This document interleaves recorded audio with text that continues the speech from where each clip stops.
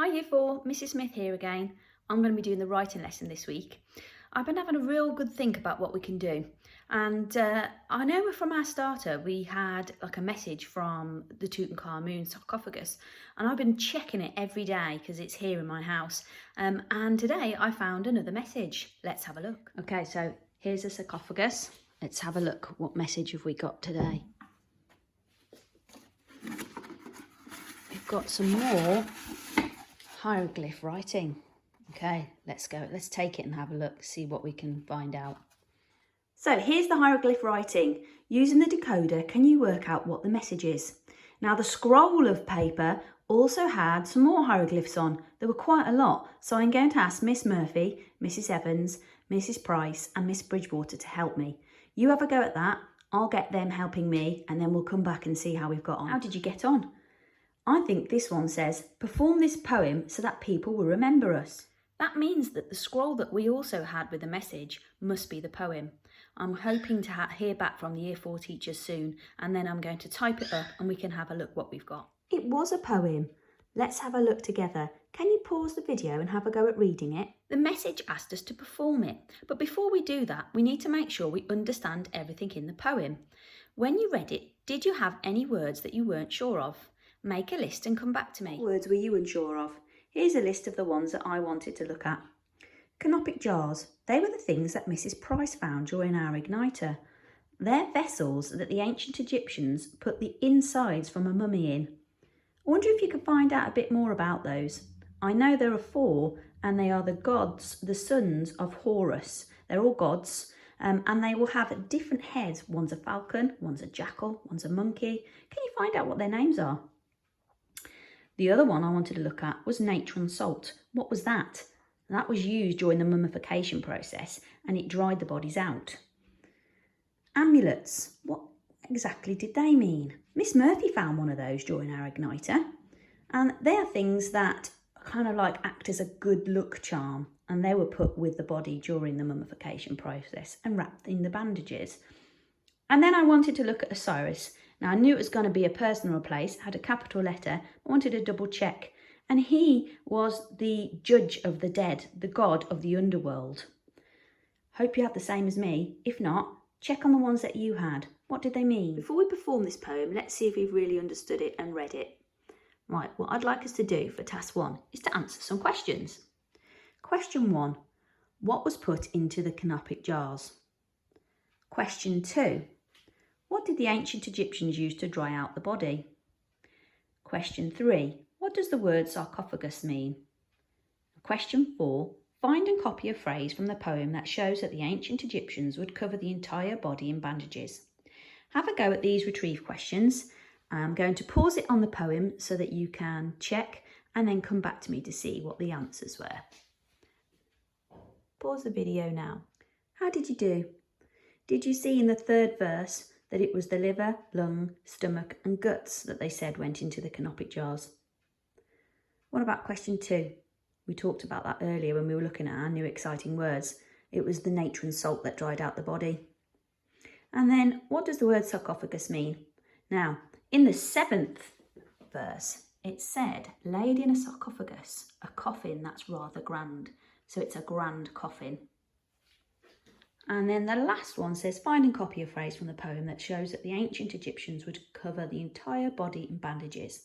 I looked in the poem for bandages, and then I found that it said, from feet right to their head. Hope you did all right. Let's have a go at some more. This time we're going to have a look at some questions that we're going to have to explain. So, in the 7th verse, it says, they're judged for the promised land. What do you think is meant by this line? Jot it down, pause the video, and then come back to me and see what we've got. Okay, let's have a look at that part in the poem. It says, they're judged for the promised land. Met by Osiris, the underworld god, the hearts were weighed for sin. The heavy ones were eaten up, but the good ones made it in. Okay, so I think I'm going to say, I think that this line means that the people were judged.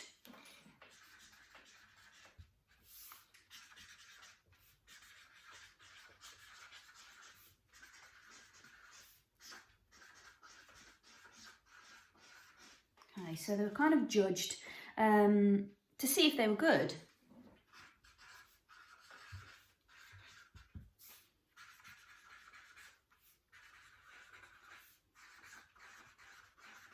Now, I kind of need to explain that a little bit more. So I'm going to need a subordinate conjunction, kind of link my ideas together. So I think that this line means that the people were judged to see if they were good as kind of only the good people kind of entered the afterlife. So as only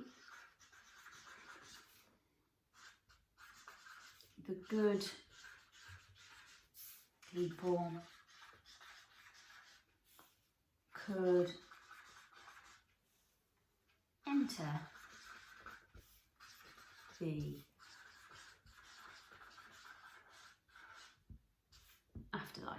So they're judged for the promised land. What do you think is meant by this line?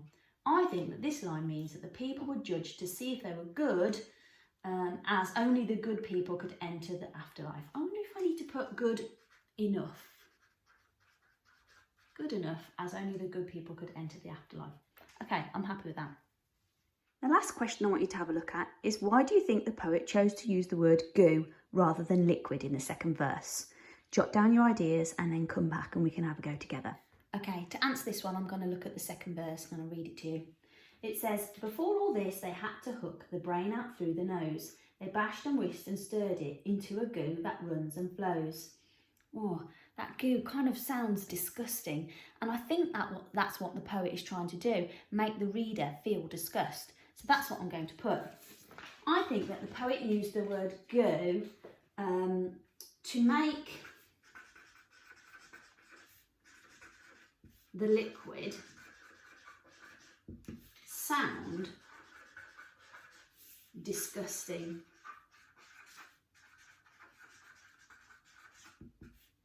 Now I need to explain my idea again, so I need to have a subordinate conjunction in there. I used as last time, so I'm going to use because this time. So why do I think that? Well, it's not really a pleasant topic to talk about, is it? Mummifying bodies. So I think it's because of that. So if I need to say, because it is not a pleasant topic to talk about. I think that the poet used the word goo to make the liquid sound disgusting because it is not a pleasant topic to talk about. I'm happy with that. How did you get on? The original message that I found this morning in King Tutankhamun's sarcophagus said, perform this poem so that people will remember us. Okay, well, I need to have a go at that. Let me have a practice. Okay, so I'm going to have a go at performing the first verse. Ancient Egyptians of long ago liked to look after their dead. They wrapped the body in bandages from feet right to their... Stop! What's the matter, Miss Bridgewater? That's not how we perform poetry. Isn't it? Don't you remember all the poetry performances we've done this year? Yeah, it is coming back to me. Can you jog my memory? What were the steps to success? Speak loudly and clearly. You need to speak at the right pace. Not too fast, but not too slow. Use expression to emphasise parts of the poem. Use your body to make shapes or to move around. Make actions to help show the poem's meaning. Thanks, Miss Murphy, Miss Bridgewater, Mrs. Price and Mrs. Evans. That's really helpful. So, I still don't think I'm very good at it. I was wondering if you guys would help me. Do you think you could have a go at reading the poem? Could you follow the steps to success and read it aloud? Would you be able to send me some of the videos so I could have a go, please? Pause the video and have a go at rehearsing the poem. And then don't forget to send me those videos so I can see if I can improve my performance. Thanks, Year 4. Going through that poem and those guided reading questions has really given me an idea for our writing. I think we can have another go at subordinate conjunctions, and maybe we could have a go at using more than just a few. We could kind of extend the amount of conjunctions that we can use within our writing. Okay, let me get thinking and let me get some work done. Okay, so we're going to have a look at using a wider range of conjunctions in our writing today. What is a subordinate conjunction? Can you remember? Pause the video, have a think back to Mrs. Price's video lesson, and then check back in with me. That's right. A subordinate conjunction is a word or words used to join a main clause and a subordinate clause together. So the next question you're asking is, what's a main clause and what's a subordinate clause? Let's look at this example here. Sethos, from Miss Bridgewater's lesson, smiled because dancing was fun. Sethos smiled is the main clause because it makes sense on its own. Then the subordinate clause is because dancing was fun. It adds to the detail but doesn't make sense on its own. Because is the subordinating conjunction within the sentence. In order to use subordinate conjunctions in our writing, we need to look at which ones we can use. If you remember from Mrs. Price's video, I saw a wubbub would help you. So you've got if, since, as, when, although, while, after, before, until, and because. Using those, can you work out which one might go in this sentence? Ancient Egyptians liked to wrap amulets in the mummy's bandages. They were good luck charms. Jot down what you think would go in there. Ancient Egyptians took out the mummy's brain, ripping out the liver, lungs, stomach and guts. What subordinate conjunction could go in there? And ancient Egyptians wrapped the mummy in bandages.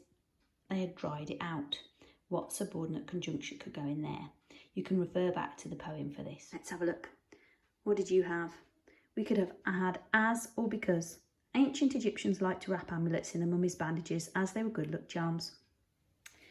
Ancient Egyptians took out the mummy's brain before ripping out the liver, lungs, stomach and guts.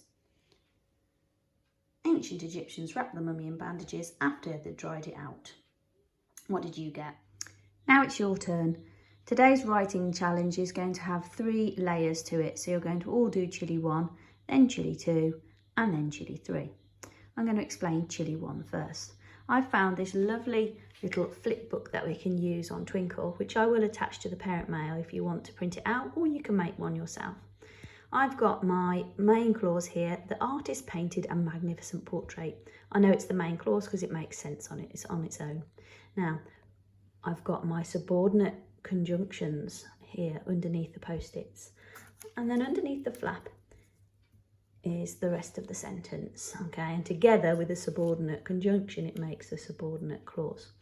I want you to see from my word bank what you think the word would be that's missing subordinate conjunction, okay? And they're all used once. So we have the artist painted a magnificent portrait. King Tutankhamun sat motionless. One of those words will go in between. The artist painted a magnificent portrait. The sun shone through the palace windows. The artist painted a magnificent portrait, blank. He packed away his equipment. The artist painted a magnificent portrait, blank. He had sketched an outline. The artist painted a magnificent portrait, blank. He was very talented. The artist painted a magnificent portrait, blank. He was worried that King Tutankhamun might not like it. And the artist painted a magnificent portrait, blank. It was going to be used in King Tutankhamun's burial chamber. Pause the video now and see if you can work out which subordinate conjunction is missing to complete each sentence. And then come back to me and we can check it together. Pause now. How did you get on? Let's have a look. I've got the artist painted a magnificent portrait while King Tutankhamun sat motionless. I've got the artist painted a magnificent portrait as the sun shone through the palace windows. The artist painted a magnificent portrait before he packed away his equipment. The artist painted a magnificent portrait after he had sketched an outline. That's a sensible thing to do. The artist painted a magnificent portrait since he was very talented. The artist painted a magnificent portrait although he was worried that King Tutankhamun might not like it. Yes, I think I might be worried if I was doing a painting for the king. And the last one is, the artist painted a magnificent portrait because it was going to be used in King Tutankhamun's burial chamber. That was an honour to be able to do that kind of painting. Okay, how did you get on? Hope you did all right. Okay, we're going to have a look at Chile 2 now. This is where you're going to either make your own flat book or use the one that I'm going to attach to parent mail. I'd like you to start with the main clause of King Tutankhamun sat on his throne. Then you're going to finish the sentence with a subordinate clause to add more detail. I'd like you to use the subordinate conjunctions while, as, before, after, since, although, because, once. Good luck with that challenge. Okay, now we're going to have a look at Chile 3. The sentence that I've got from my Chile 1 flip book is, the artist painted a magnificent portrait while King Tutankhamun sat motionless. To make it a Chile 3 sentence, instead of having the subordinate conjunction in the middle, while, I'm going to start with the subordinate conjunction, and then that makes the subordinate clause but come at the beginning of the sentence. I'm going to show you how to do that now. Okay, so I'm going to change it from a Chile 2 sentence to a Chile 3 sentence. So I'm going to start with a subordinate conjunction. So at the start of my sentence, I need a capital letter. While King, capital letter, because it's a proper noun, King Tutankhamun. While King Tutankhamun sat motionless, that is now the subordinate clause. So to mark the clause, I need to put a comma. While King Tutankhamun sat motionless, and this is where I can put the main clause now, the artist painted a magnificent portrait. Full stop at the end. So I've gone from a Chile 2 sentence to a Chile 3 sentence by putting the subordinate clause at the beginning. Okay, let's have a look at this sentence. This is a Chile 2 sentence because we've got the subordinate conjunction in the middle of the sentence. It says, the artist painted a magnificent portrait after he has sketched an outline. What I would like you to do is pause the video and have a go at starting the sentence with the subordinate conjunction and the subordinate clause, and then come back and see how you got on. Okay, how did you get on? Let's have a look. We need to start with the subordinate conjunction. So we start with after, making sure we've got a capital letter. After he had sketched an outline. And then if that's a subordinate clause, so I need to make sure I put my comma in to mark the clause. After he had sketched an outline, the artist painted a magnificent portrait. Full stop. Is that what you got? Well done. Your Chile 3 task is to either use my sentences from Chile 1 or your own sentences from Chile 2 and have a go at the Chile 3 challenge where you start with the subordinate clause. Don't forget to mark the subordinate clause with the comma. Good luck with that task. I hope you found all the writing things from today really helpful. We've done a lot of work today because we've looked at a poem. We've looked at questions linked to that poem to see if we really understand it.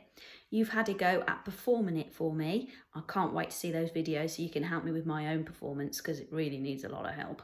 And then we've had a look at using subordinate conjunctions in our writing, looking at those Chile 2 sentences with the subordinate conjunction in the middle and the Chile 3 sentences where you start off with a subordinate conjunction and clause.